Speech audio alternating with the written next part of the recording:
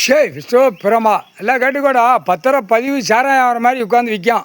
சாராயம் ஆகிற மாதிரி விற்கான். புரியுதா இல்லையா? கோர்ட்டில் கேட்டுக்கோ. கோர்ட்டார ஆணி பண்ணோம். வழக்கறிஞர் கேட்டுக்கோ. சாராயம் ஆகிற மாதிரி பத்திரப்பதிவில் விற்கான். இப்போ விஸ்கி பிராந்தி எப்படி கடையாக விற்கான்? எப்படி இதெல்லாம் எப்படி விளையாட்டுக்காக பூமியில் கொடுத்துருக்கோம் கணக்கு போடுதார் கடவுள். முக்கால் சேர்த்தியோ புரிஞ்சுக்க கணக்கு போட்டார். சாராயம் பத்திரப்பதிவில் பார்க்கான். அப்போ காவு கொடுக்கணும். ஏற்கனவே காவு கொடுத்து வர வர வர இப்போ காவு கொடுத்தே போய்கிட்டு இருக்கு. இப்போ பத்திரப்பதிவில்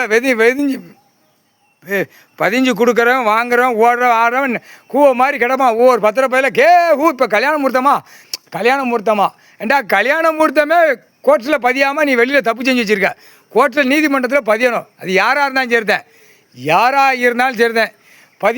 பதியாமல் கல்யாணம் நடக்கு. அப்போ இது என்ன அர்த்தம்? கூத்தடிக்கிறக்கா கொடுத்துருக்கு. கூத்தடிச்சிட்டான். மனித பிறவி 76 வருஷம் கூத்தடிச்சிட்டான் கொடியை தூக்கி. இப்போ இந்த கொடியை தூக்கி கூத்தடிச்சதா இப்போ பிடிக்காரு. இப்போ பத்திரப்பதிவுக்கு சாராயம் நடக்கு. அப்போ சாராய வியாபாரம் நடக்கிற இடத்துல காவு கொடுக்கணும். பத்திரப்பதிவில் சாராய வியாபாரம் நடக்கிற இடத்துல காவு கொடுக்கணும். பூதத்தி அரைக்கிட்டே காவு கொடுத்தாச்சு. ஆட்டோமேட்டிக்காக காவு கொடுத்த மாதிரியே அப்படியே மடிஞ்சு போவான். முக்கால் சத்தியம்.